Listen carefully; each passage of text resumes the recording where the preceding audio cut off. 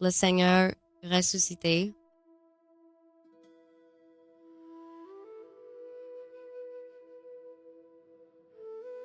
Lorsque Marie-Madeleine apporta la nouvelle aux disciples, ils peinaient à comprendre comment le tombeau pouvait être ouvert et le corps disparu.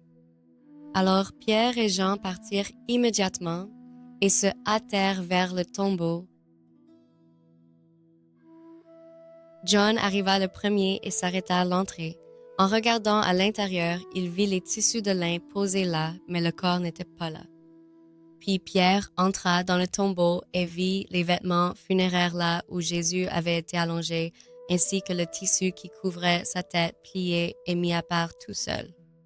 N'ayant rien d'autre à faire, ils quittèrent le tombeau, se demandant ce que ces choses pouvaient signifier. À ce moment-là, Marie-Madeleine et les autres étaient revenus en pleurant. En entrant, elle vit 2 anges à l'endroit où se trouvait le corps. Ils lui ont parlé et demandé « Femme, pourquoi pleures-tu » À quoi répondit Mary « Ils ont emmené mon Seigneur, et je ne sais pas où ils l'ont mis. » En se retournant, elle vit un homme à proximité, mais à travers ses larmes, elle ne le reconnut pas. L'homme lui parla et dit « Femme, pourquoi pleures-tu? Qui cherches-tu? » Pensant qu'il était le jardinier, elle dit « Monsieur, si vous l'avez emporté, dites-moi où vous l'avez mis et je vais le chercher. » Puis il prononça son nom, Mary, et aussitôt elle comprit, c'était Jésus et il a ressuscité d'entre les morts. Jésus lui dit, « Allez voir mes frères et dites-leur, je monte à mon Père et à votre Père, à mon Dieu et à votre Dieu. » Remplie de joie, Marie-Madeleine et les autres femmes se précipitèrent vers les disciples pour annoncer qu'elle avait vu le Seigneur et qu'il était vivant. Au début, les disciples avaient du mal à croire ce qu'ils entendaient. La nouvelle semblait trop merveilleuse pour être acceptée. Ce même jour, 2 disciples voyageaient sur la route d'Emmaüs. En marchant, ils parlèrent de tout ce qui s'était passé ces derniers jours, comment Jésus avait été crucifié, mais que les femmes l'avaient vu et lui avaient parlé. Puis, en voyageant, Jésus s'approcha et commença à marcher avec eux, mais ils furent empêchés de le reconnaître. Il demanda de quoi il parlait, et ils parlèrent de Jésus de Nazareth, un prophète puissant en parole et en actes qui avait été crucifié. Ils espéraient qu'il serait celui qui rachèterait Israël. Ainsi, en commençant par Moïse et tous les prophètes, Jésus expliqua ce qui avait été écrit sur le Messie à travers les Écritures. Plus tard, alors qu'ils s'asseyaient pour manger, il prit du pain, les remercia, le cassa et le leur offrit. Puis leurs yeux s'ouvrirent et ils le reconnurent, et il disparut de leur vue.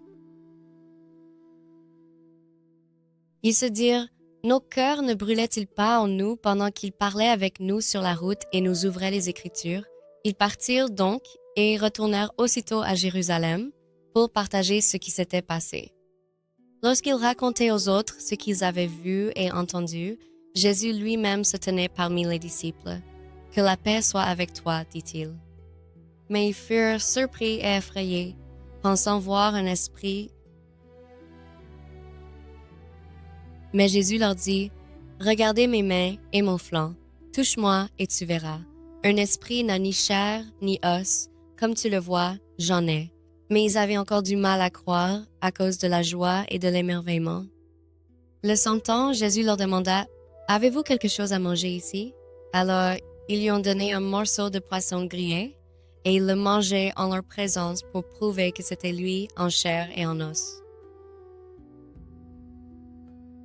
Il se trouva que Thomas n'était pas avec eux lorsque Jésus apparut pour la première fois, et lorsque les autres disciples lui dirent qu'ils avaient vu le Seigneur, il répondit qu'il ne croirait pas s'il ne voyait pas de ses propres yeux qu'il ne verrait. Une semaine plus tard, Jésus réapparut alors que Thomas était avec eux. « Que la paix soit avec toi, dit Jésus. Puis il dit à Thomas, « Mets ton doigt ici, regarde mes mains, tends la main et pose-la dans mon flanc.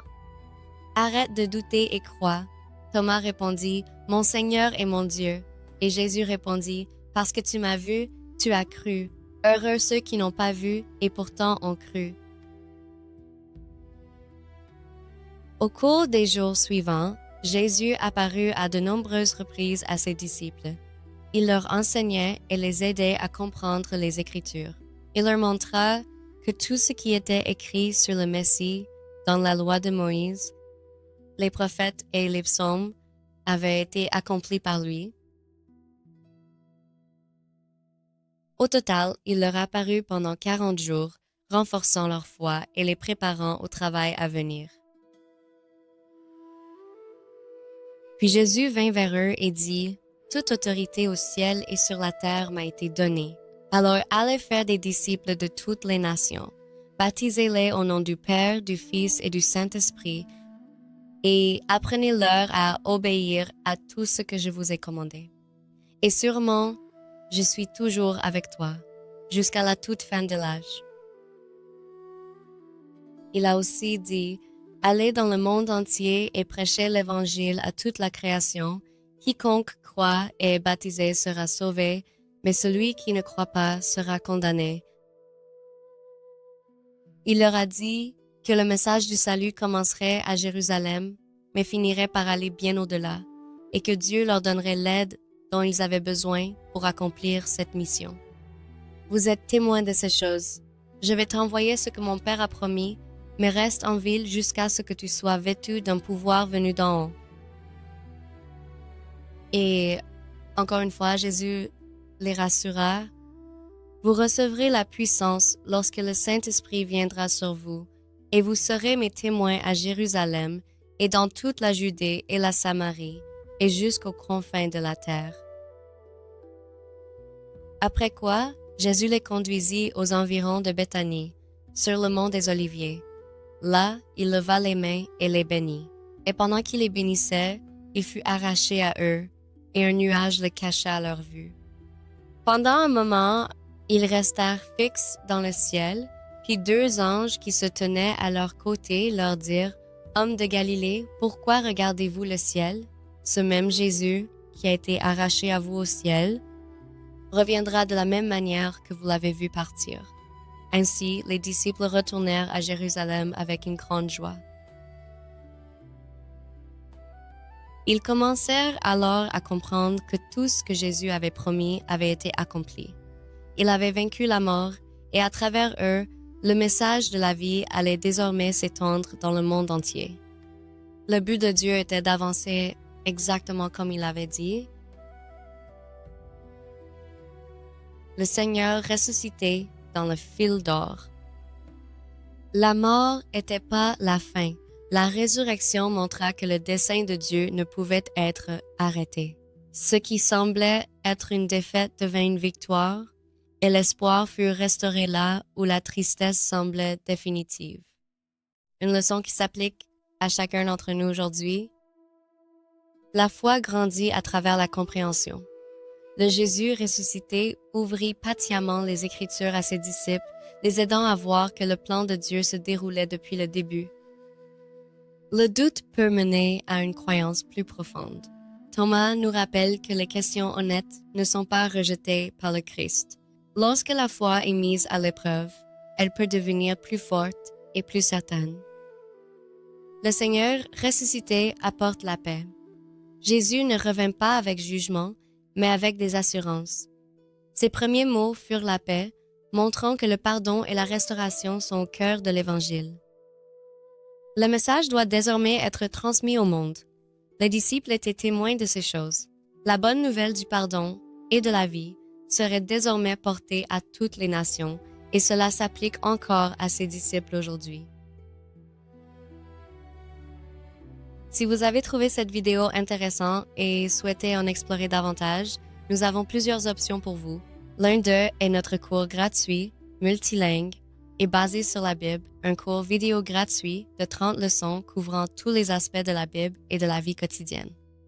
Un autre est la Bible par des histoires, une série de plus de 50 vidéos qui vous emmène dans un voyage de la création à l'Église primitive.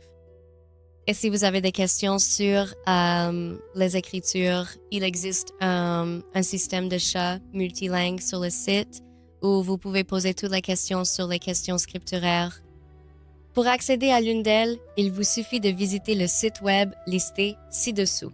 Si nous n'avons pas encore de vidéos ou de cours dans votre langue, veuillez nous envoyer un email à l'adresse indiquée en nous indiquant ce qui vous intéresse et votre langage, et nous ferons de notre mieux pour les créer pour vous.